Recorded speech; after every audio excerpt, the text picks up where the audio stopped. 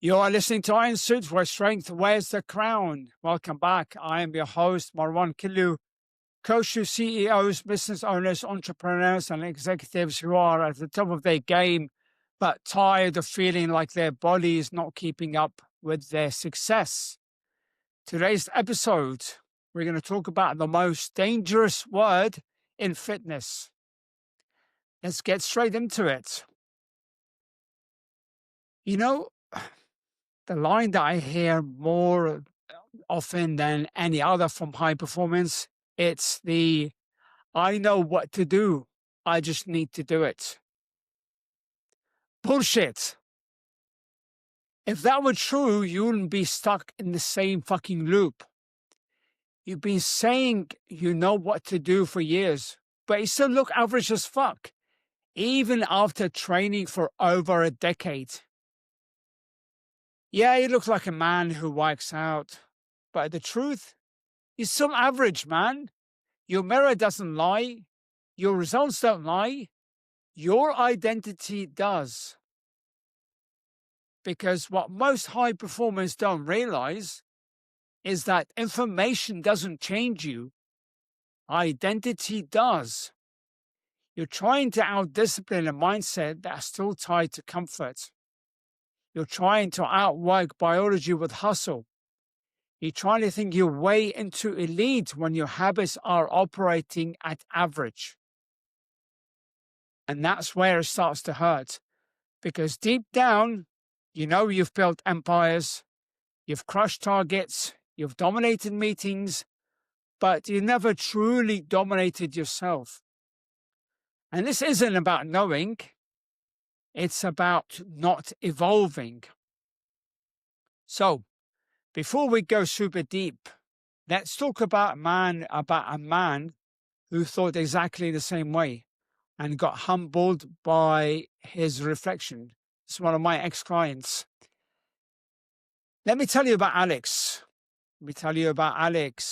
Tech entrepreneur, mid-50s, 4 kids, built a company from a laptop to multi-7 figures. This guy was the definition of self-made. Sharp suit, killer pitch, dominated every room he walked into. And before we got working together, he'd tell me, bro, I don't need a coach. I know what I'm doing. I've been training for years. I've read Atomic Habits. I track my macros. I've got the discipline is everything shirt. Does that sound familiar? He was the kind of guy who'd outwork everyone in business, but couldn't outsmart his own body. His fridge looked like a science project. His gym routine, recycled from 2015. And his reflection, that's what broke him. Because no matter how many podcasts he listened to, how many plans he downloaded, he still looked like a man who worked out, not a man who stood out. And one day he said to me, I caught my wife looking at me, not with attraction, but with pity. That one hit him in the gut. That's when he realized the same ego that built his empire was the same one keeping him stuck in mediocrity. See, you all think that, oh, I've run a business, we have this sort of lone wolf mentality, which I'll come into in a second. And it's a weakness to admit that you need help. Or I've run a business, so this is simple. Again, bullshit. Knowing shit about business is completely different to knowing shit about fitness. So Alex didn't need more information. He was drowning in it. You're drowning in information, man. Like, we don't need more information. He needed a system that fit his life. You need a system that fits your life. He needed accountability that made him execute, not just plan. He needed someone who would call him on his own bullshit, not another cheerleader. Okay? And once he's dropped the I know what to do script and let himself be coach, every single area of his life leveled up. His energy, his presence, even how his team responded to him. Because when a man upgrades his body, he upgrades the frequency he leads from. And that's the one thing about high performance. Most of you are running outdated software in elite environments. They think they need more information. You think you need more information. When what they actually need is identity integration. You need identity integration. Okay? Here's the problem. You build your life on self-efficiency. You're a high performer. You thrive on control. You think needing help is a weakness. I said that earlier, didn't I? But that mindset, it's the very thing keeping you average. You're the CEO of your body, yet you refuse to step down or fire yourself for years of poor performance. You wouldn't let a CEO run your company into the ground without 10 years, without a decade, without profit. You'd fire him on the spot, but you wouldn't fire yourself or step down when you're doing that to your own body. And don't fool yourself. It's not the lack of discipline. It's not the lack of knowledge. It's your ego hiding behind, I know what to do. Your systems, non-existent. Your plan, half-baked as fuck. Your execution, hit or miss because it's not built for the man you are now. Okay, let's talk about the lone wolf mentality, because that's what keeps more high-level men stuck. You build your business solo, you fought every fire yourself, and now you think that fitness is the same battlefield. But let's get real for a second. That lone wolf story you keep telling yourself, it's bullshit. You're not proving strength, you're protecting weakness. You call it independence, I call it control addiction. Because deep down, you hate the idea that someone could see your blind spots. You hate the idea that after all your success, there's one area of your life where you're not the alpha, and you keep saying, I know what to do, I just need to do it. But let's be honest, you've been saying that for years. You've been training for a decade and still look average as fuck. Your discipline at work doesn't transfer to your body because in the gym, there is no scorecard. There's just a mirror, and that reflection does not lie.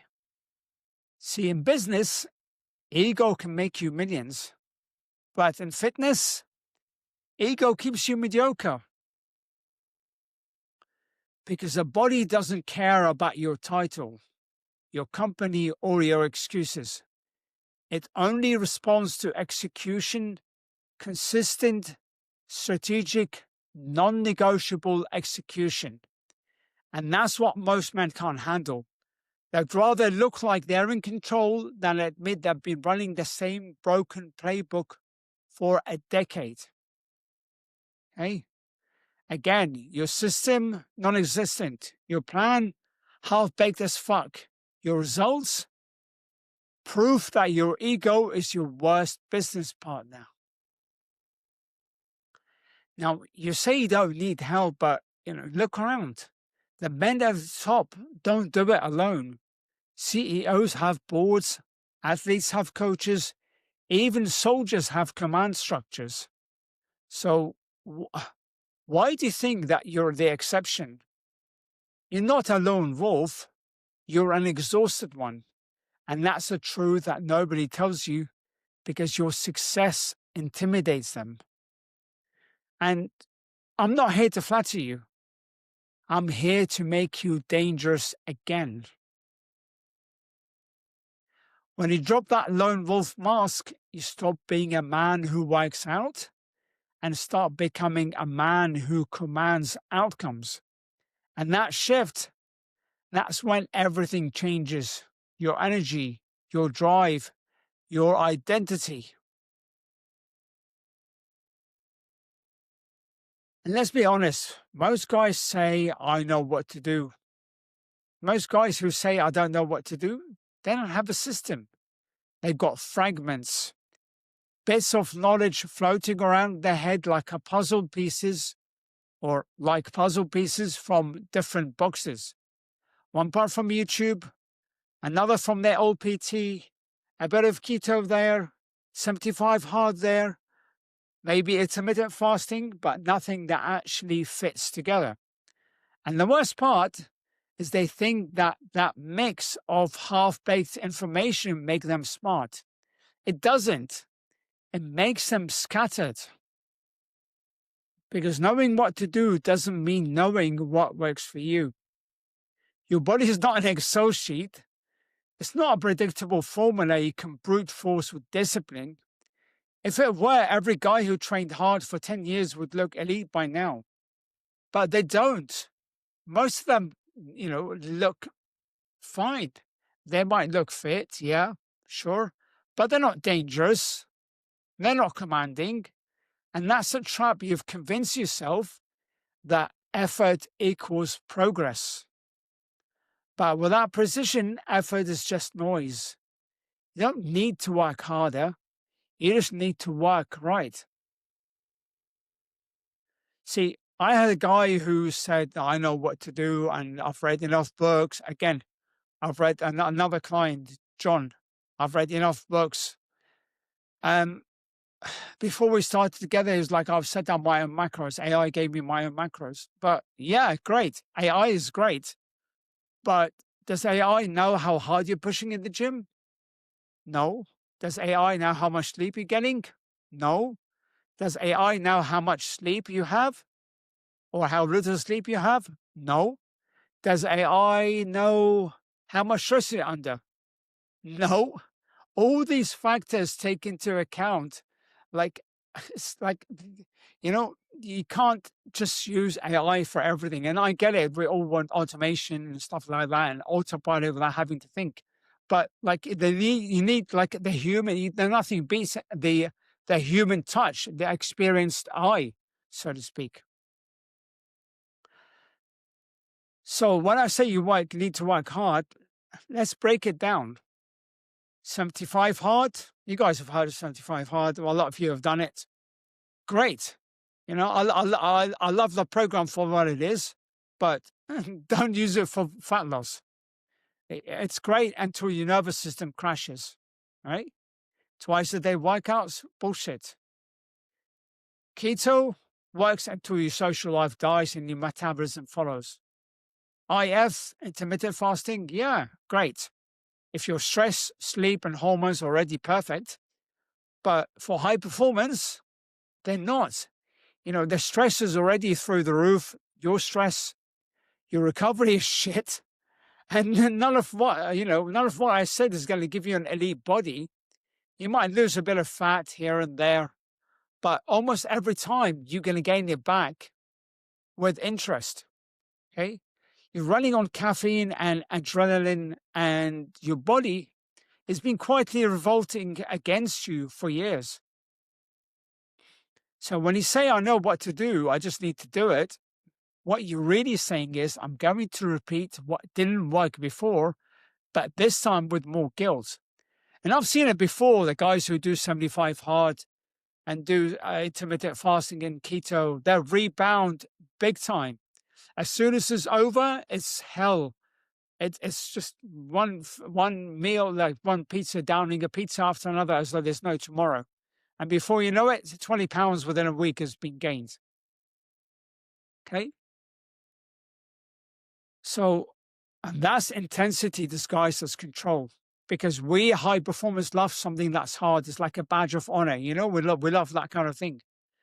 And the truth is, brother, you don't need another plan. You need alignment. A method that matches your psychology, your stress, your schedule, your standards. And that's what I teach inside my framework.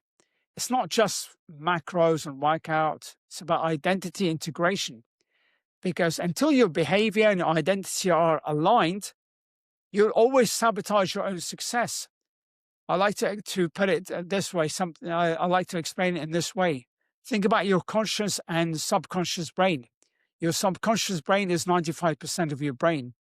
So if that's not in alignment, hey, you can do all you like, but this is nothing is going to change. Nothing like you can. It's not. You're not going to change because the 5 horses are pulling against 95.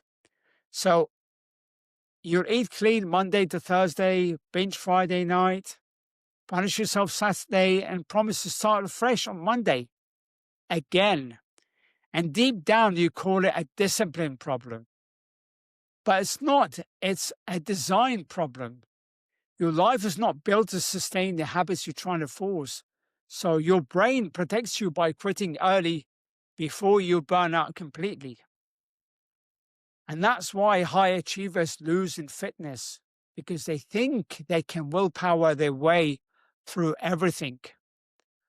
But willpower fades, systems last.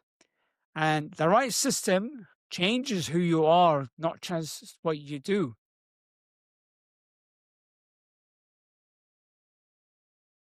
Right. So let me tell you what happens when you finally let go of this bullshit lone wolf mentality and build something that actually works. So you guys remember Alex, the tech CEO I mentioned earlier.